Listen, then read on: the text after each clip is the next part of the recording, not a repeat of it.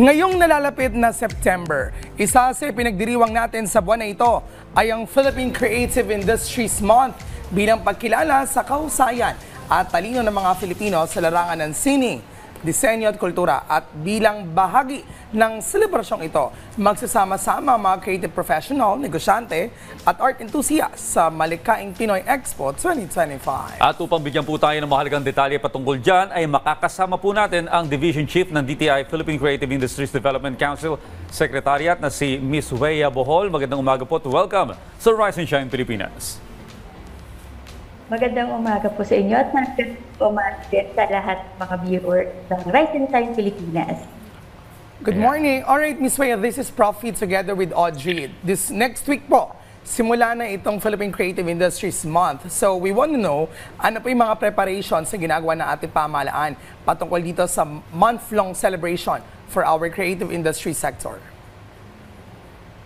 So we have prepared a lot for this year's Creative Month, o tinatawag nating PCIM, no? So this is in line with the mandate talaga ng ating gobyerno relative to RA 11904 or the Philippine Creative Industries Development Act.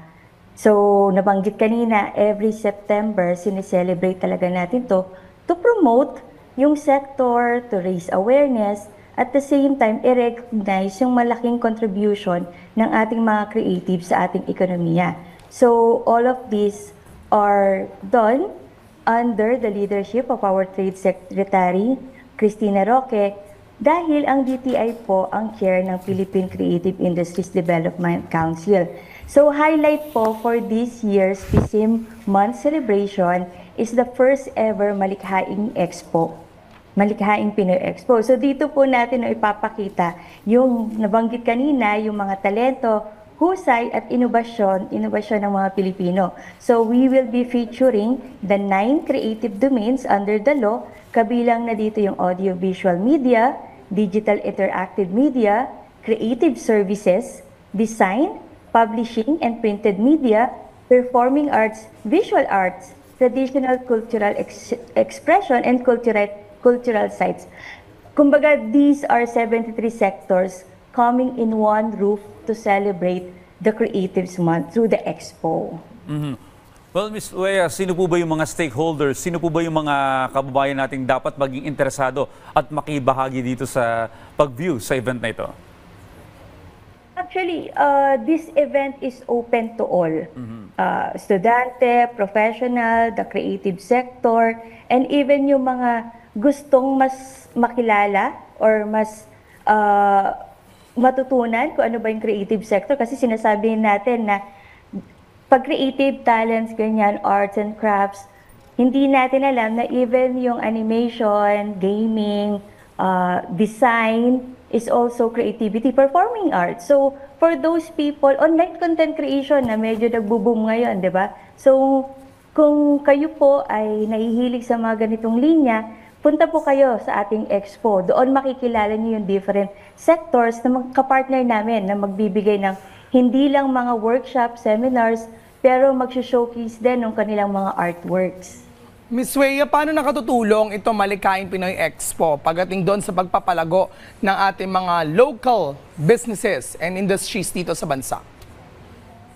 Actually, the expo is a kick-off ng ating programa for the Philippine Creatives Industry. So we are providing platform for them to go there, network, collaborate, sabi ko nga kanina, to know who are the partners and possible they can work together. So we are making a platform for them to know who are the sectors. And ano yun nga, pwede silang makipag-network and to know yung kanilang mga services and all. So we do hope that through this expo, madala pa rin natin to sa ibang rehiyon para at least we will be able to cover not only yung mga creatives na natin here in Metro Manila, but also those in the regions. Well, ma'am, yung mga nakalipas pong expo na ginanap, may mga success story po ba kayo kung saan nagkaroon ng network ang isang mga stakeholders sa pagpunta doon at mas lumago yung kanilang mga negosyo o kanya-kanyang industriya? Actually, this Malikhaing Expo is the first for the creatives. Kasi alam natin na DTI usually trade fairs and all, di ba? But nakita kasi namin yung success ng mga nakaraang trade fairs na ginagawa natin and even yung mga trade fairs na ginagawa or expo na ginagawa ng ating mga kapatid sa kabilang mga opisina ng DTI. And we realized that aside from pagbibenta ng mga food services, mga tourism and all, why not open this platform also, this kind of method for us naman, yung mga creatives, magkaroon ng platform or magkaroon din sila ng somehow pag-celebratean ng kanilang mga talents and all. So, we have invited not only mga successful organizations, but also mga freelancer individuals na naging parte po ng mga programa namin for the past year. So, makikilala po natin sila this coming September. So, we do hope na each one of you will be able to visit our expo. Alright, syempre mahalagang mapuntahan to very interesting to. At para sa lahat ng mga gustong pumunta, kailan, saan nila makikita ang complete details ng event? May mga babayaran po ba in your social media accounts? Okay, so ito po ay mangyayari between September 3 to 7. Ito po ay from 10 to 8 p.m. So, mall hours because ang venue po natin ay sa SMX Convention Center Ora, sa SM Ora Premier BGC. Libre po ang admission ng Malikhaing Pinoy, open po ito sa lahat. And again, going back, hindi lang mga artworks, creative works ang makikita natin sa mga tao na mahilig sa animation, sa gaming, sa visual arts. Lahat po ito makikita nyo dito sa ating expo. Alright. At makikita nyo po lahat ng detalye sa aming website sa www.malikhaingpinoy.ph. May particular page po doon for Malikhaing Pinoy Expo, MPX. Click nyo lang po yon. You could register already and then you could also view yung mga activities and workshops na mangyayari during those times. Yan. Good luck po sa Malikhaing Expo 2025.